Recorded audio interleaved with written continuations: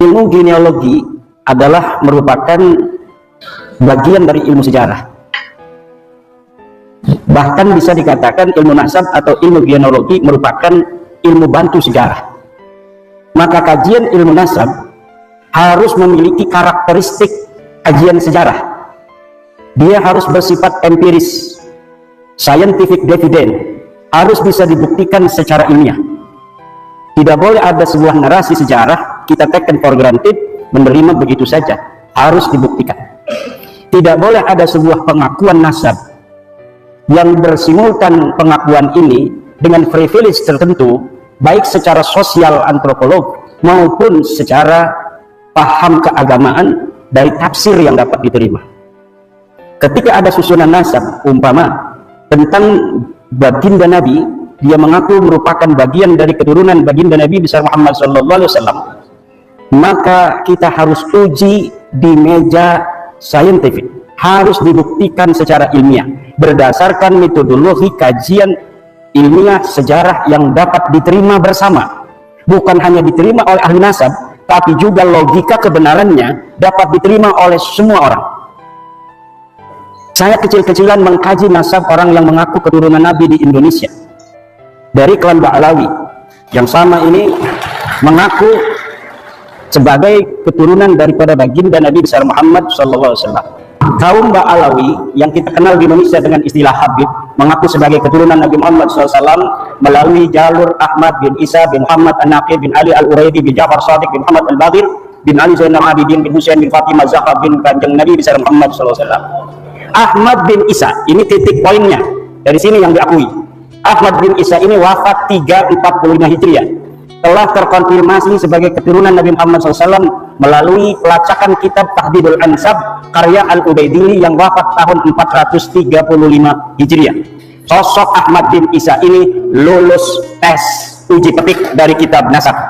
Kemudian menurut keluarga Ba'alawi, Habib-Habib yang ada di Indonesia, Ahmad bin Isa mempunyai anak bernama Ubaidillah, kemudian Ubaidillah ini mempunyai anak bernama Alwi. Alwi inilah yang menurut keluarga Ba'alawi adalah leluhur mereka. Alawi bin Ubaidillah bin Ahmad bin Isa bin Muhammad An-Naqi bin Ali Al-Uraidi bin Ja'far Shadiq Muhammad Al-Baqir bin Ali Zainal Abidin bin Husain bin Fatimah bin Nabi besar Muhammad SAW. Ini nasab mereka, dan kita bisa lihat dari tokoh-tokoh mereka yang senang majang-majang nasab di media sosial.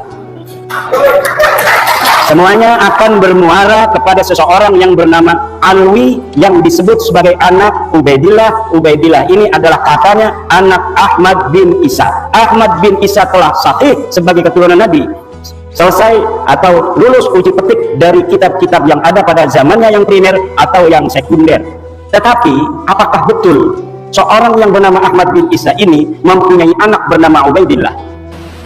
Ada seorang ulama besar yang hidup lebih kurang sekitar 1000 tahun yang lalu, yaitu Al-Imam Ahmad bin Isa, atau dikenal dengan Al-Imam Ahmad Al-Muhajir, atau dikenal dengan Al-Muhajir ilallah. Beliau itu lahir sekitar tahun 260 atau 265 Hijrah dan wafat sekitar tahun 345 Hijrah. Kalau sekarang 1445 berarti sudah lebih dari 1000 tahun yang lalu. Akhlak ulama 1000 tahun yang lalu itu jauh dengan orang-orang saat ini. Ibadah mereka, waraknya mereka, zuhudnya mereka, khusyuknya mereka, takutnya mereka sama Allah Subhanahu wa ta'ala itu jauh-jauh dengan apa yang kita alami saat ini di zaman ini, jauh sekali. Al-Imam Ahmad bin Isa itu adalah keturunan keempat dari Al-Imam Ja'far As-Sadiq rahimahullah ta'ala anhu. Ya, dari Ahmad Al-Muhajir bin Isa Ar-Rumi bin Muhammad Al-Baqir bin Ja'far As-Sadiq. Dan Imam Ahmad Al-Muhajir atau Ahmad bin Isa ini adalah keturunan ke-8 dari Al-Imam Ali bin Abi Talib karramallahu wajhah wa sayyidatuna Fatimah Az-Zahra binti Rasulullah sallallahu alaihi wasallam. Kalau ditarik sampai kepada Nabi Muhammad sallallahu alaihi wasallam, beliau adalah keturunan ke-9, masih dekat dengan Rasulullah sallallahu alaihi wasallam. Beliau hidup 1000 tahun yang lalu. Beliau asalnya tinggal di Basrah dengan segala macam kenikmatan kekayaan. Lalu beliau meninggalkan itu semua untuk dakwah di jalan Allah melalui jalan ribuan kilometer dari Basrah di Irak sampai ke Makkah, ke Madinah dulu, tinggal setahun di Madinah, dekat dengan buyut beliau yaitu Nabi Muhammad sallallahu alaihi wasallam.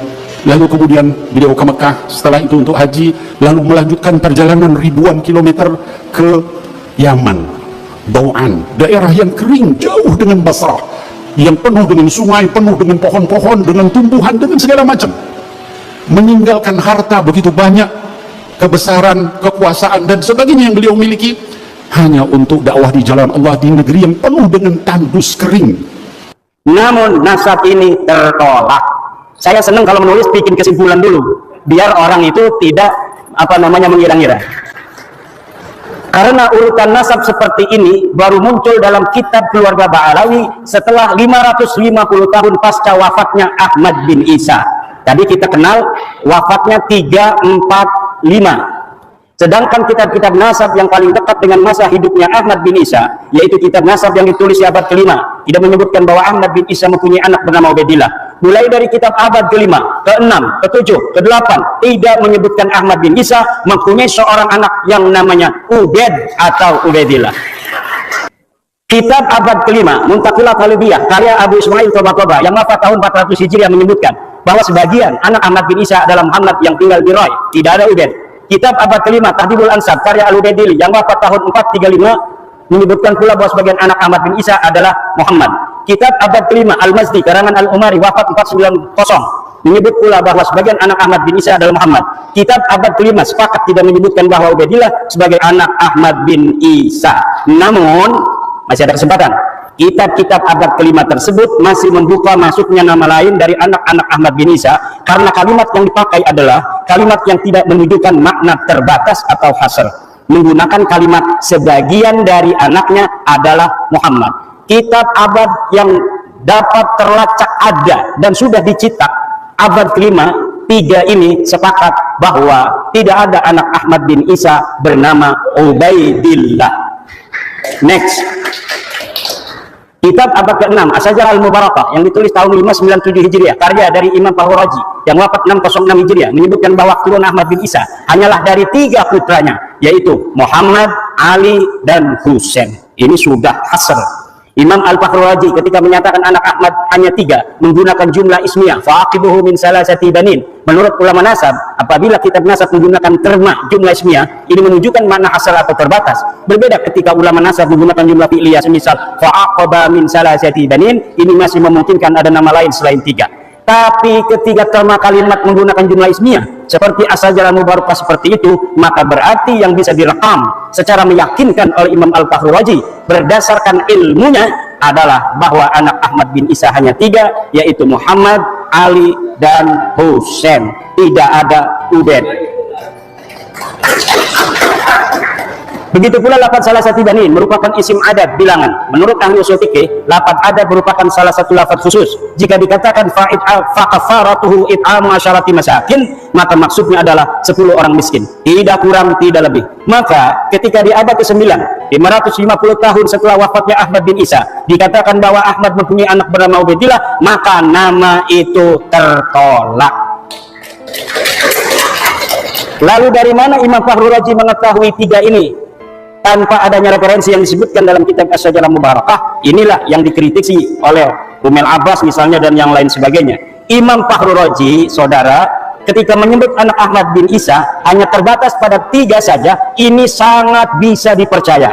Kenapa? Karena ia tinggal di kota Roy di Iran.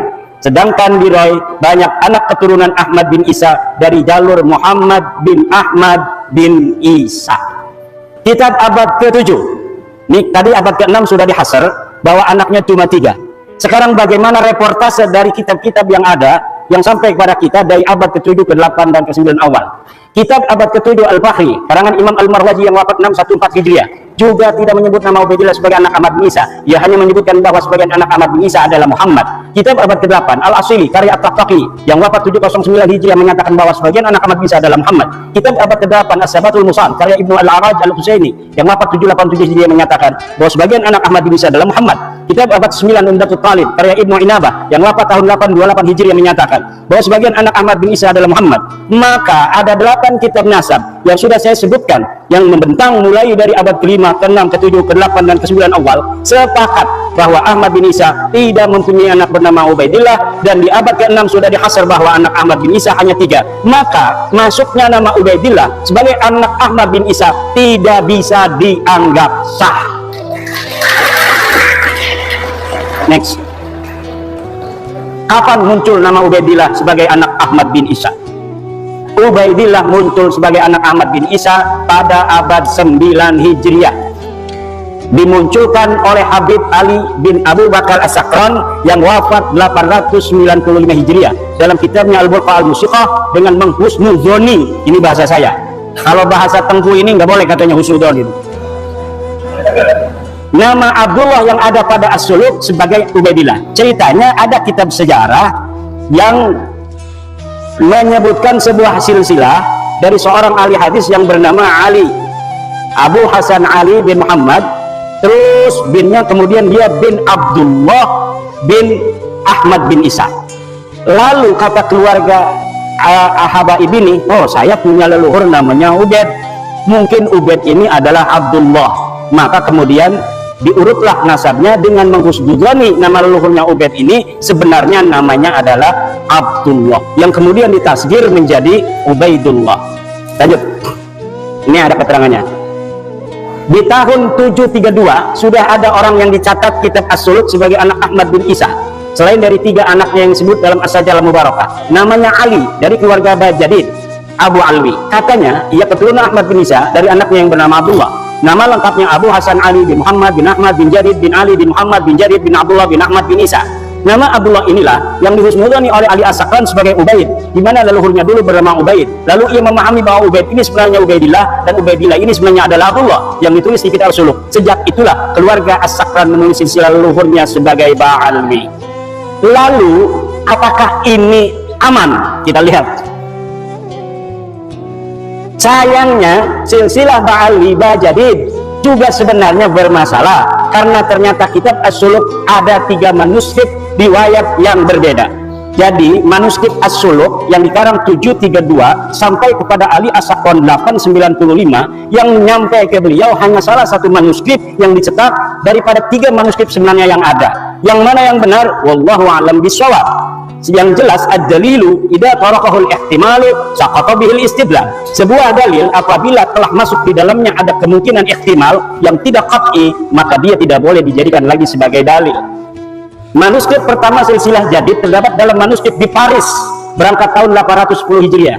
Manuskrip itu menyebutkan bahwa Abu Hasan Ali bin Muhammad bin Ahmad bin Habib bin Ahmad bin Isa. Tidak ada nama Abdullah. Sedangkan tadi Ali As-Sakran menyambungkan nasabnya kepada Ahmad bin Isa melalui Abdullah karena dia punya leluhur yang namanya Ubaid, kemudian dihusnuzoni sebagai Abdullah. Sekarang Abdullahnya di sini di dalam manuskrip Paris ini tidak ada. Lalu bagaimana? Ya putus, rungkad.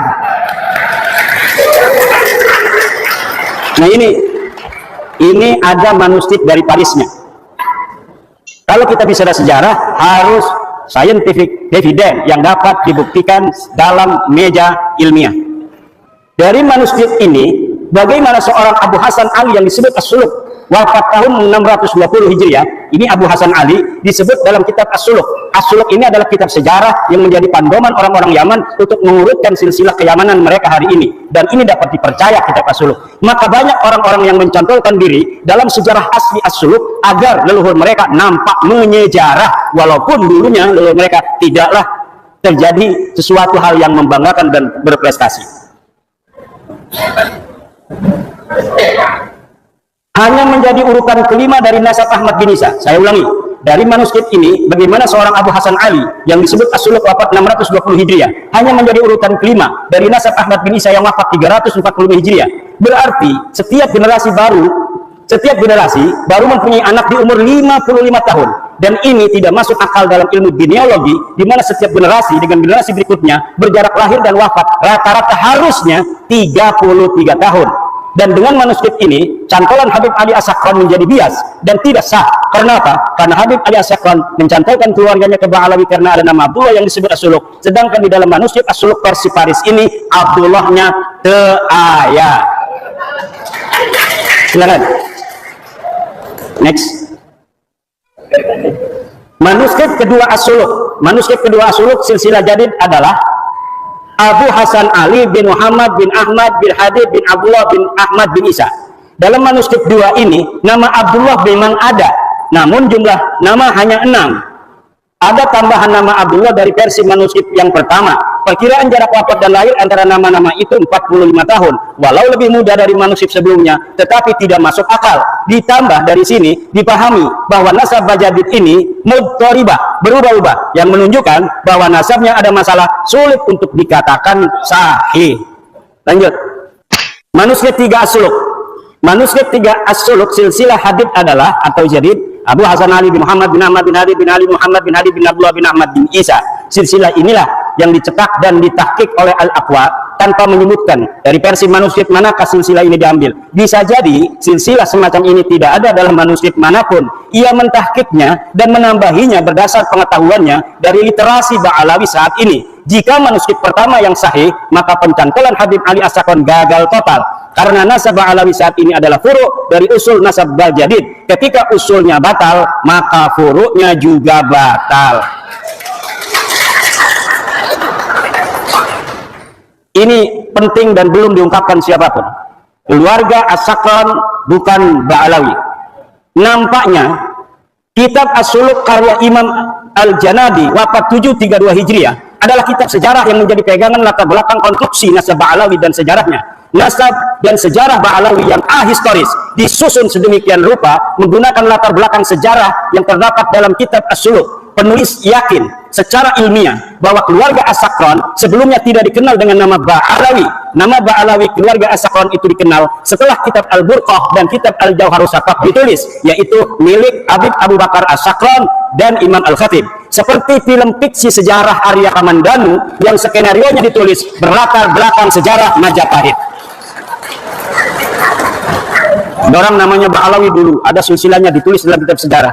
Lalu orang yang abad 9 mengatakan, itu leluhur saya itu. Sejak itulah dia menggunakan nama yang ada dalam kitab itu untuk keluarga dia dan keturunannya. Next. Ini versi ilmiah ya, interpretasi dari sumber-sumber yang kita dapatkan. Perhatikan kitab An-Nabhah Al-Ambariyah. Ini kitabnya. Setiap saya ngomong kitab saya tidak sebutkan, tetapi ada foto dari kitab dan halamannya. Perhatikan kitab An-Nabhah Al-Ambariyah karya Muhammad Kazim bin Abil Futuh wafat 880 Hijriah. Dalam kitab itu di halaman 53 disebutkan bahwa Banu Abi Alwi adalah Abu Alwi bin Adil Jadid bin Ali bin Muhammad bin Ahmad bin Jadid.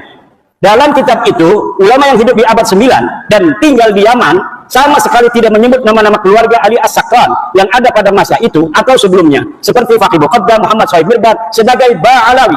Ia hanya menyebut keluarga Jadid. Padahal pengarang kitab An-Nabhah Al-Ambariyah ini hidup semasa dengan Ali As-Sakron. Kalau pada masa itu dan sebelumnya keluarga Habib Ali As-Sakron dikenal sebagai Ba'alawi, tentunya Muhammad Kazim akan menulis contoh-contoh Ba'alawi selain dari Jadid disebutkan, yaitu dari keluarga-keluarga Faqih Muqaddam dan sebagainya.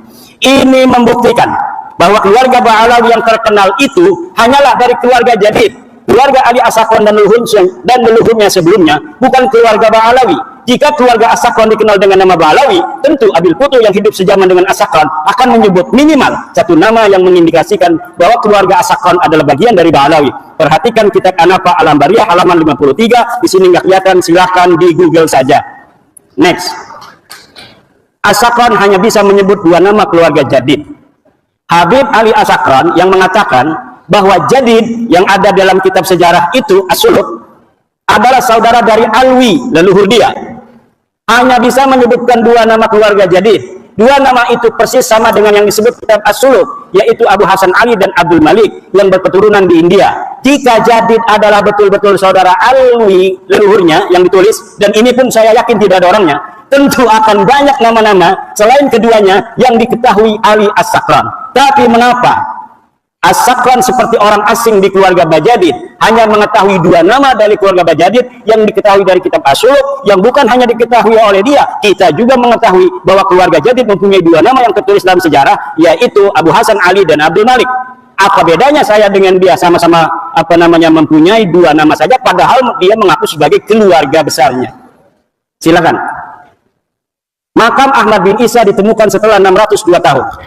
Ahmad bin Isa yang wafat tahun 345 Hijriah, makamnya hari ini berada di Husaisah. Lalu apakah makam itu sudah dikenal sejak tahun wafatnya itu, yaitu 345? Al-Janadi 732 Hijriah tidak merekam adanya makam Ahmad bin Isa, padahal ia sejarawan yang rajin mencatat nama-nama makam yang dijarahi dan dianggap berkah. Artinya, pada tahun 732 Hijriah itu, makam Ahmad bin Isa belum dikenal seperti saat ini. Telah berjarak 387 tahun sejak wafatnya, makam Ahmad bin Isa belum dikenal orang.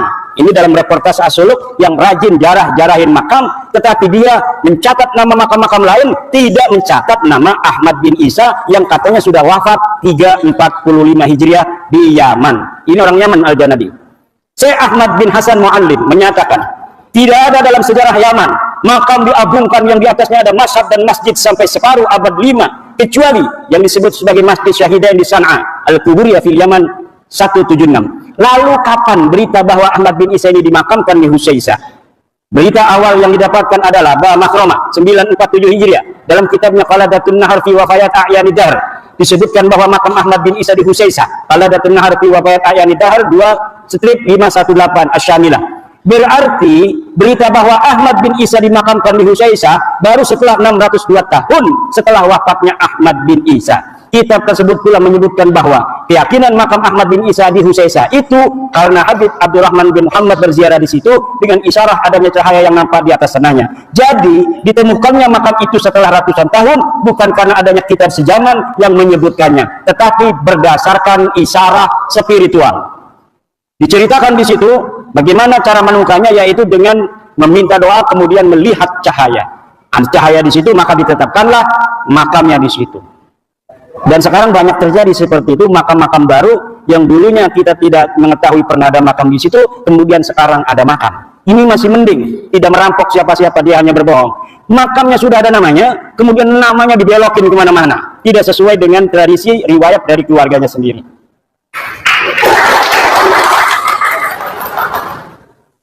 Kitab-kitab sejarah yang ditulis setelah masa Ahmad bin Isa sampai abad 9, ini kitab sejarah, tadi kitab nasab. Sekarang kitab-kitab sejarah yang ditulis setelah masa Ahmad bin Isa sampai abad 9 tidak menyebutkan keberadaan keluarga Ubaidillah dan keturunannya di Hadramaut sebagai seorang sayyid, atau tidak sebagai sayyid pun tidak ada sama sekali. Kitab-kitab apa saja? Tarikh Musallam Al-Lahaji wafat 545 Hijriah, belum dicetak, tapi manuskripnya saya punya. Tidak ada nama Ubaidillah dicatat di dalam kitab itu, dan tidak ada keterangan bahwa Ahmad bin Isa pernah hijrah ke Yaman dari Irak. Tabaqat Ibnu Samurah wafat 586 Hijriah. Tarfatul Ashab, nah ini Ibnu Samurah sering sekali namanya dicatut dalam kitab-kitab Ba'alawi semacam Syamsud Dhahirah dan kitab-kitab yang lainnya, Al-Ghurar, kemudian kitab Hidmatul Asyirah, bahwa Ibnu Samurah pernah mengisbat silsilah nasab Ba'alawi pada masanya. Tetapi ketika kitabnya yang bernama Tabaqatul Fuqaha saya cari dari awal sampai akhir, tidak ada satupun Ibnu Samurah menyatakan bahwa dia mengisbat nama keluarga Ba'alawi sebagai sayyid, apalagi mengisbat menyebut nama dari satu keluarga Ba'alawi pun tidak ada. Next, kesimpulan, para habaib yang sekarang kita kenal bukanlah keluarga Ba'alawi yang dikenal di abad 7 dalam kitab-kitab sejarah.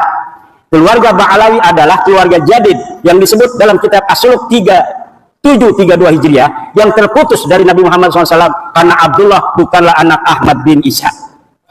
Para habaib nasabnya terputus dari Nabi Muhammad SAW karena Ubaidillah bukanlah anak Ahmad bin Isa. Jadi Ba'alawi sendiri yang ada dalam kitab itu tertolak sebagai keluarga Nabi karena Abdullah bukanlah anak dari Ahmad bin Isa berdasarkan kitab-kitab abad ke-6 dan abad ke-5. Kemudian ada orang nyantol kepada nama itu, ya yang dicantolnya itu rungkat, dianya ikut rungkat. Pengakuan keluarga habaib sebagai keturunan Nabi baru mulai abad 9 oleh Habib Ali As-Sakran dalam Al-Burqah dan atau Abdurrahman Al-Khatib 855 Hijriah dalam Al-Jauhar Asy-Syafaq. Ini jarang saya ambil namanya Al-Khatib, walaupun hidup bareng. Dia adalah Al-Khatib ini murid dari kakeknya Ali Habib Ali As-Sakran, juga murid daripada ayahnya. Jadi walaupun dia bukan Ba'alawi, terindikasi subjektivitas itu ada karena dia hidup bersama Habib Ali As-Sakran. Dan kitab Al-Jauharus Saqaf ini belum dicetak sampai sekarang. Dia bagaikan sebuah kitab sakti yang tidak boleh dilihat oleh siapapun, tetapi sering diambil oleh kalangan Ba'alawi untuk membela nasabnya. Jadi kita tidak bisa untuk melihatnya, tetapi dia mengutipnya. Bagaimana sebuah dalil hanya bisa diketahui oleh mereka, kemudian didalilkan kepada kita, tanpa kita bisa memverifikasi, tanpa kita bisa memvalidasi, tanpa kita tahu originalitasnya seperti apa. Jadi ini namanya senjata yang sangat canggih, yang bisa untuk membacok, tapi kita nggak bisa melihatnya. Kitab-kitab yang lebih mudah dari As-Sajarah Al-Mubarakah 606 yang menyebutkan bahwa Ba'alawi habaib tersambung nasabnya kepada Rasulullah tertolak karena hanya mengutip dari Al-Burqah dan Al-Jauhar kitab abad 9 Hijriah.